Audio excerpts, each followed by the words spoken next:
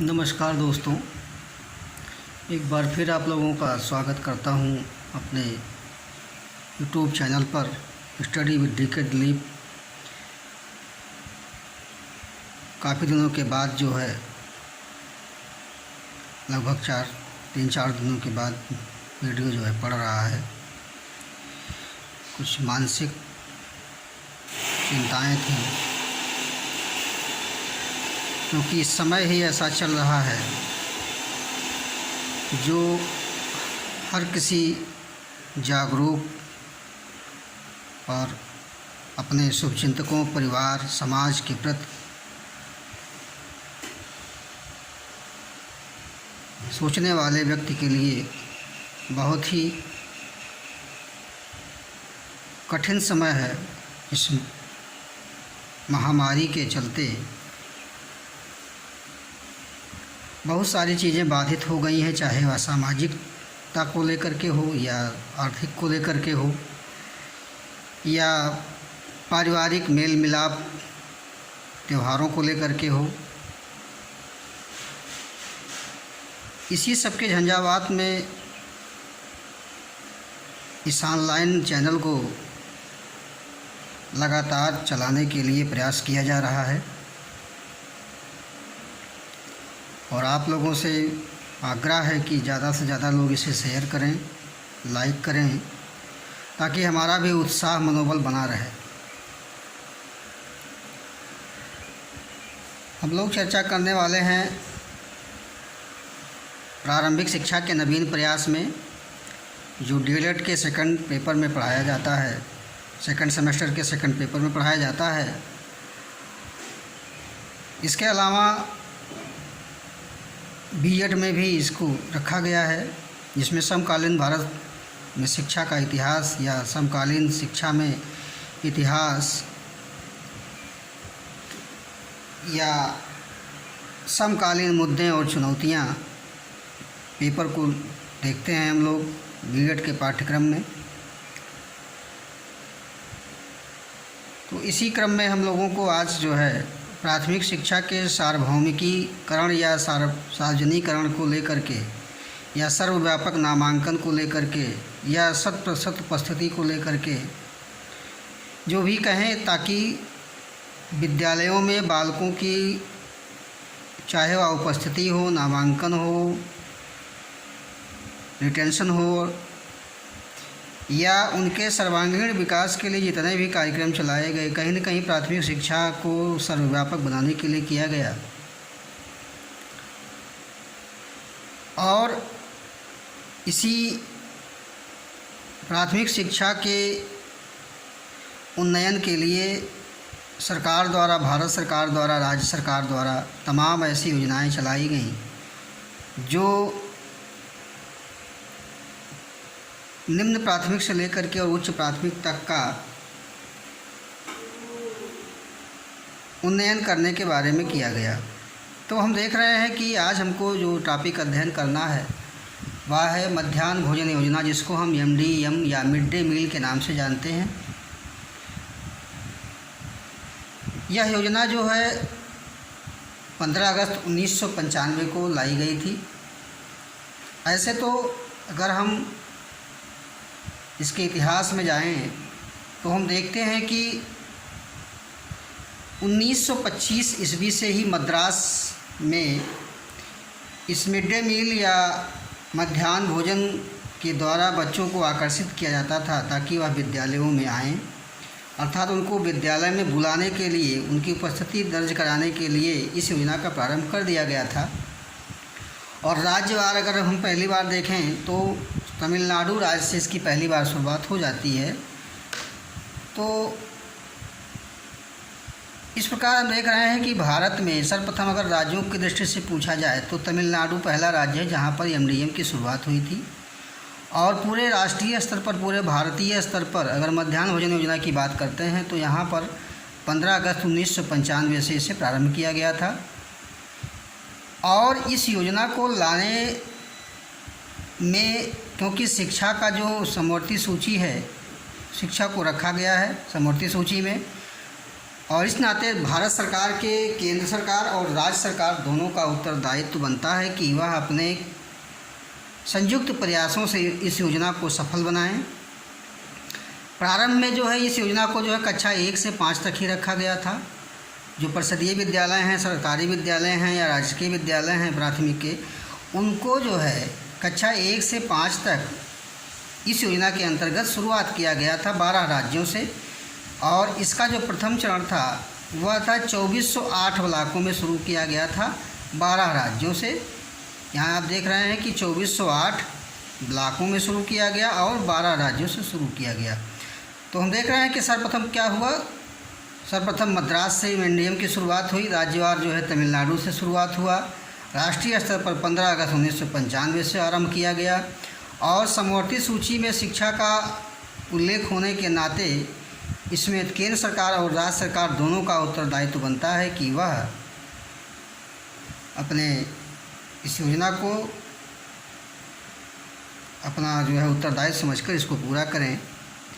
और इसके अंतर्गत कक्षा 1 से 5 तक के सरकारी या परिषदीय प्राथमिक विद्यालयों में शुरू किया गया था 2408 ब्लॉकों में, और प्रारंभ में यह 12 राज्यों से शुरू किया गया।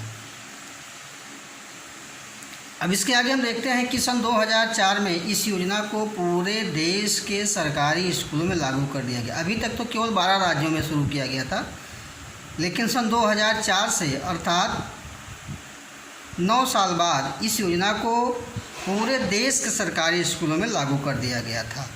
और इसी कार्यक्रम में ही थोड़ा सा बदलाव किया गया 2004 के सितंबर महीने में, और इसे मेनू आधारित या हम यहाँ कहें कि दिनवार जो है दिन के हिसाब से बच्चों को गर्म व पका भोजन देने की व्यवस्था की गई। अर्थात 2004 के पहले बच्चों को पका हुआ भोजन नहीं मिलता था। तो इस प्रकार हम देख रहे हैं कि सन 2004 से एक बड़ा जो है बदलाव हुआ।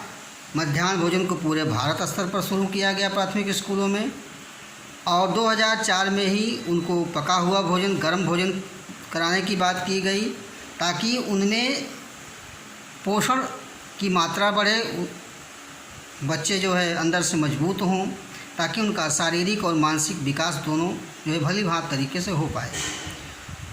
और इस व्यवस्था को लाने के पीछे एक और उद्देश्य था, मोटा मोटा उद्देश्य अगर हम देखें तो यह कहीं न कहीं बच्चों के स्वास्थ्य को लेकर के था, पोषक जीवन को लेकर के था, या पोषक तत्वों को लेकर के था, पौष्टिक आहारों को लेकर के था। तो इस तरह हम देख रहे हैं कि सन 2004 से ये बहुत बड़ा बदलाव किया गया कि गर्म पका भोजन जो है देने की बात प्रारंभ की गई थी।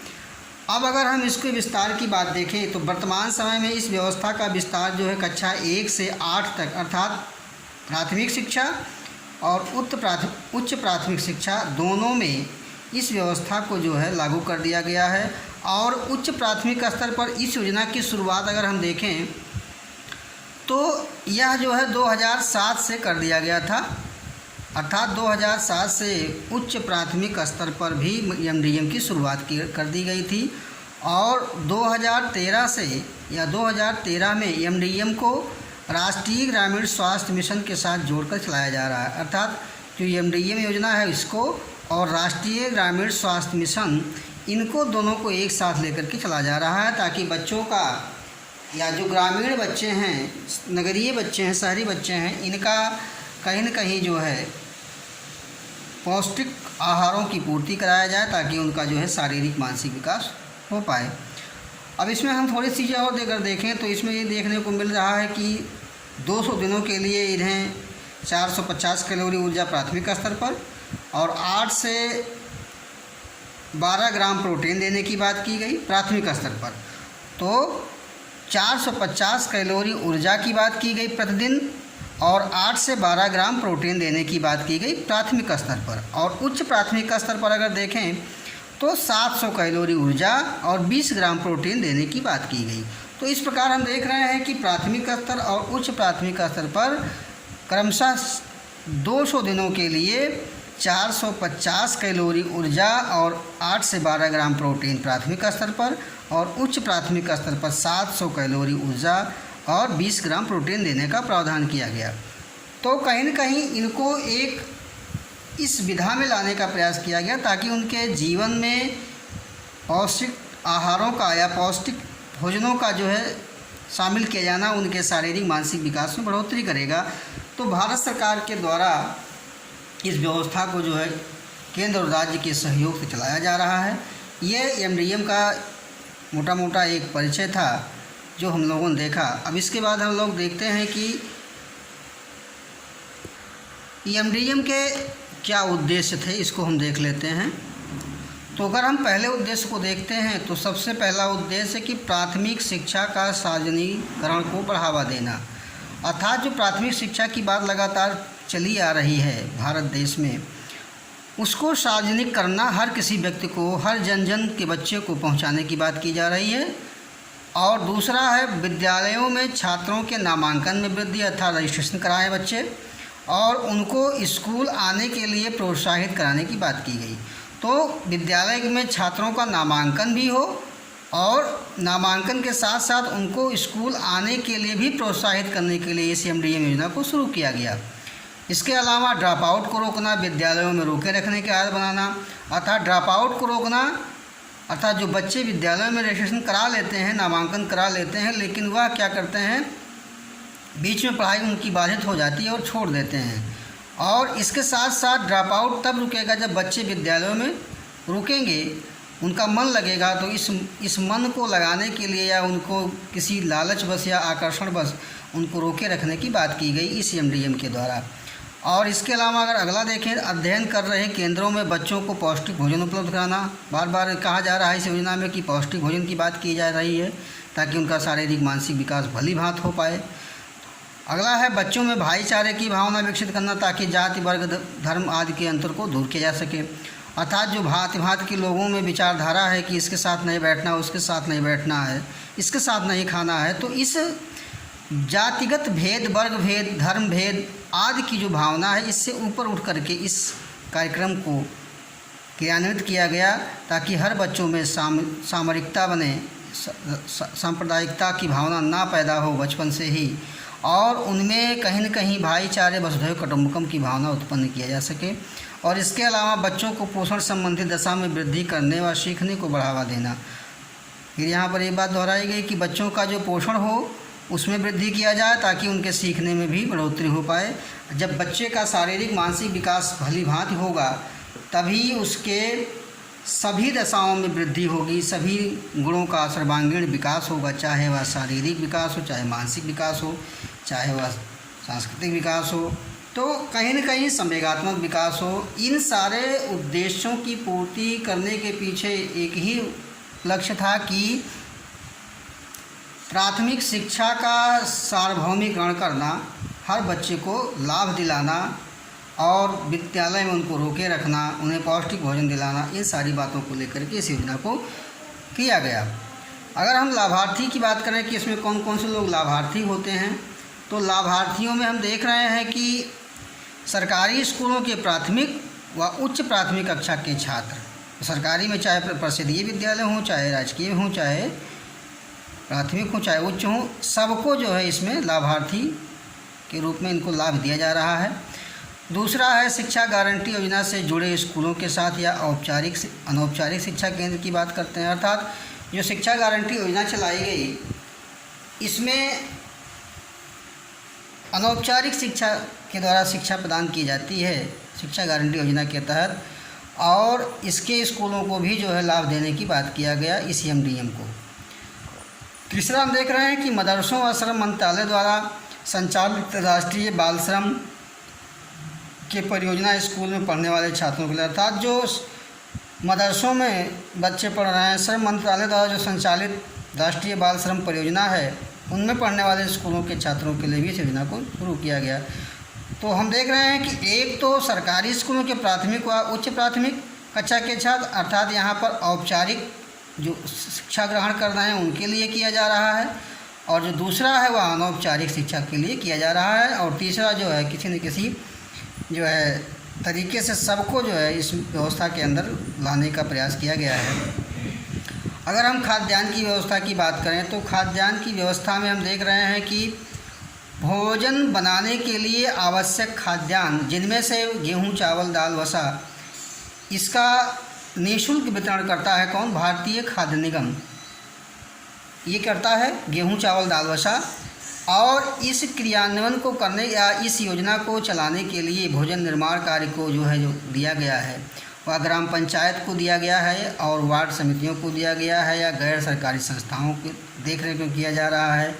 इसके लिए किचन सेट बनाए गए हैं, रसोइयों को चयनित किया गया है जो प्रतिमाह 1000 मानदेय पाते हैं।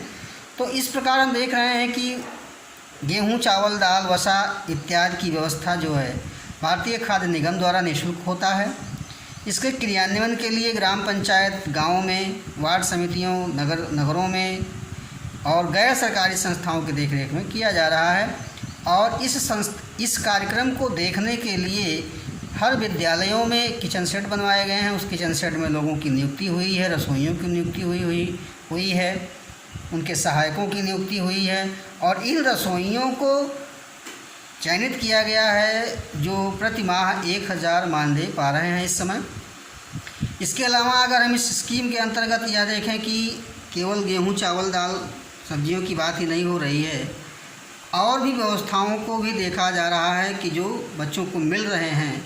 तो कौन कौन से ऐसे राज्य हैं या किस किस राज्यों में इसकी व्यवस्था की गई है, थोड़ा सा इसको भी हम देख लेते हैं। इनके अंतर्गत या एमडीएम के अंतर्गत जो भी खाना दिया जाता है उसमें दूध, खीर, दलिया, फल आदि खाने की चीज़ों को शामिल नहीं किया गया है। इसलिए अगर कोई राज्य अपने राज्य के स्कूलों में देना चाहे तो कर सकता है, जैसे उत्तर प्रदेश, गुजरात, केरल, मध्य प्रदेश, पांडिचेरी, कर्नाटक आदि राज्यों में खाद्यान्न भी दिए जाते हैं। अर्थात कहने का मतलब ये है कि गेहूँ, दाल, चावल के अलावा, सब्जी के अलावा अगर इन सारी चीज़ों में जो चीज़ें नहीं मिल पा रही हैं, जैसे दूध है, फल है, दलिया है, इनको शामिल नहीं किया गया है एमडीएम के अंतर्गत। तो अगर कोई राज्य अपने मन से या अपने कार्यों से करना चाहे वह ऐसे स्कूलों में भी इस चीज़ की व्यवस्था कर सकता है, इस खाद्यान्न की व्यवस्था कर सकता है। तो इस प्रकार हम देखें कि खाद्यान्न की व्यवस्था कैसे होती है, क्या क्या इसमें खिलाए पिलाए जाते हैं।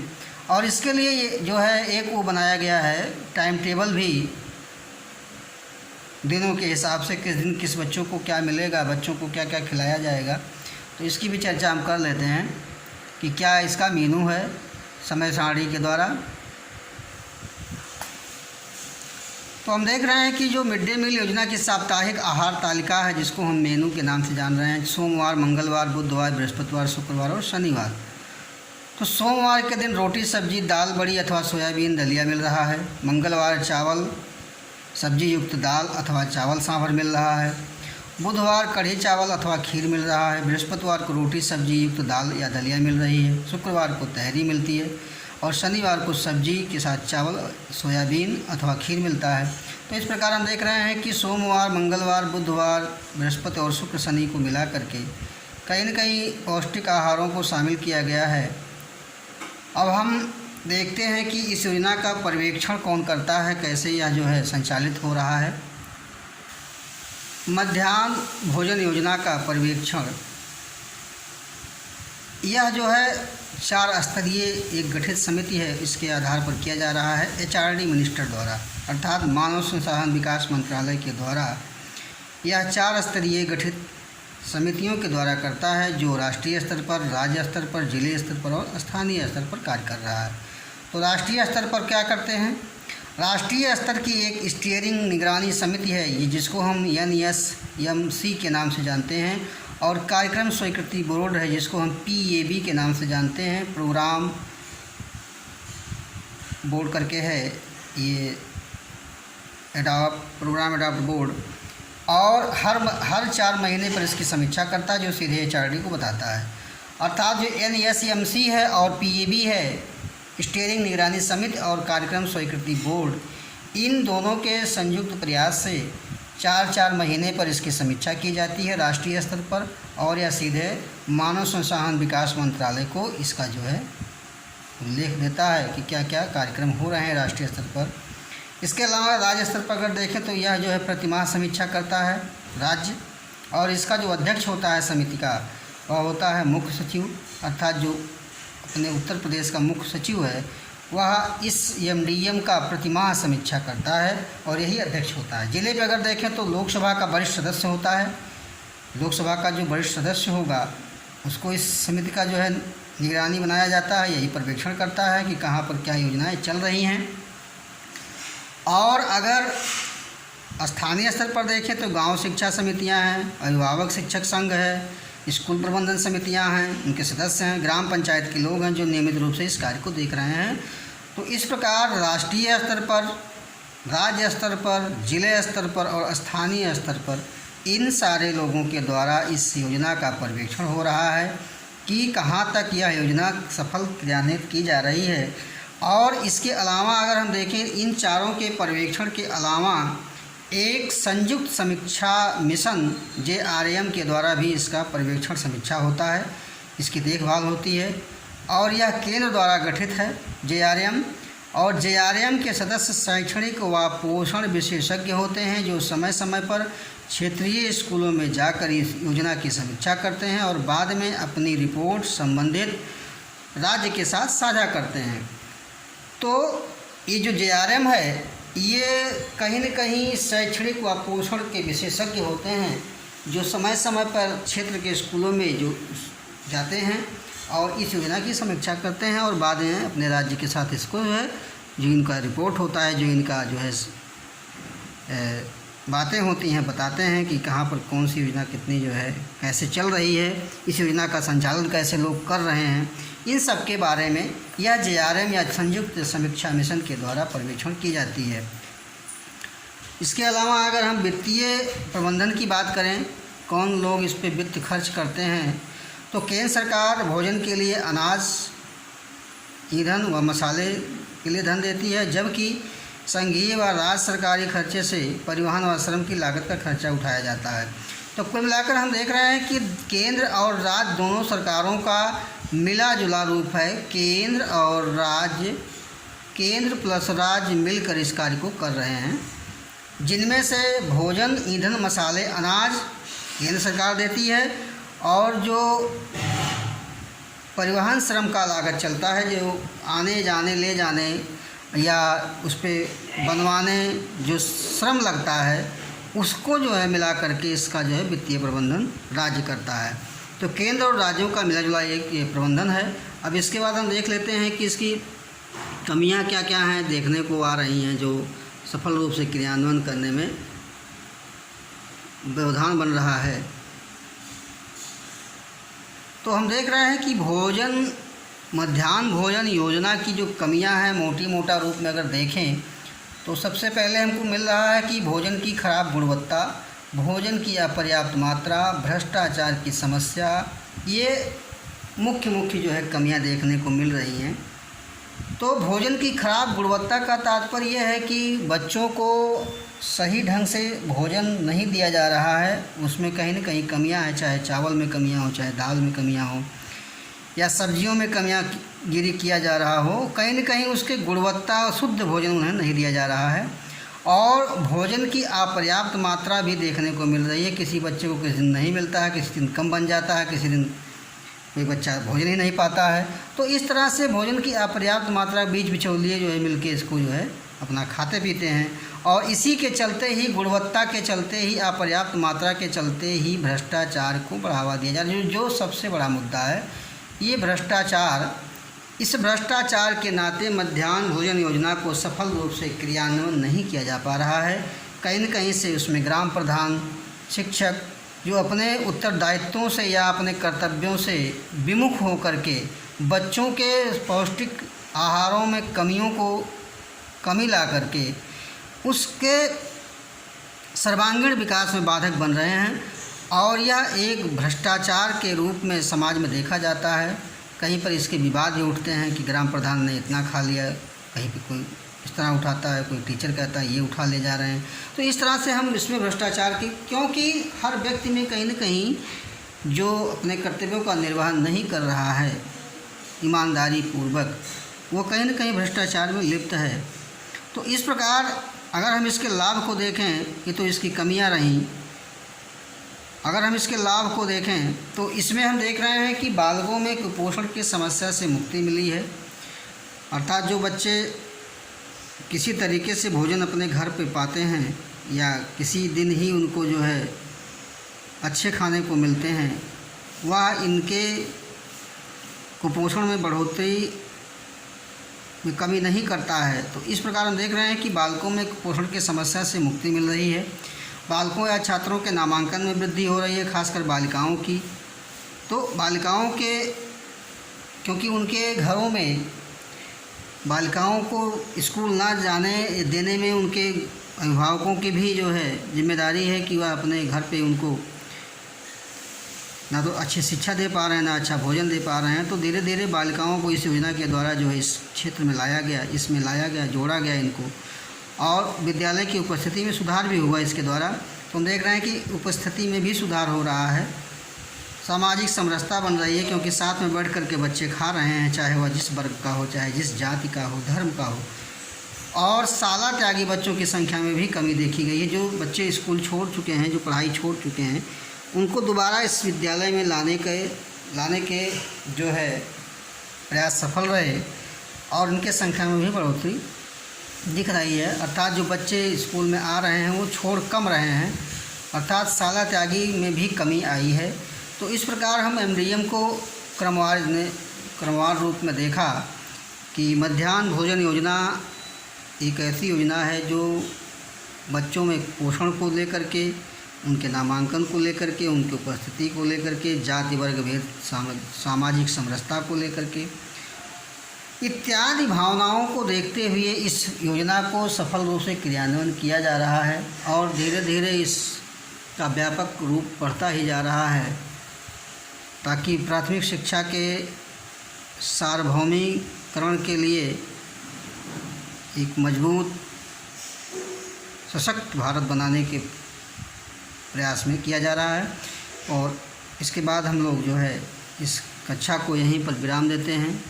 अपना सब लोग ख्याल रखें, अपने अपने घरों में सुरक्षित रहें, कम से कम निकलें और बुज़ुर्गों, माता पिताओं का खास ख्याल रखें, बच्चों का खास ख्याल रखें। जय श्री कृष्ण।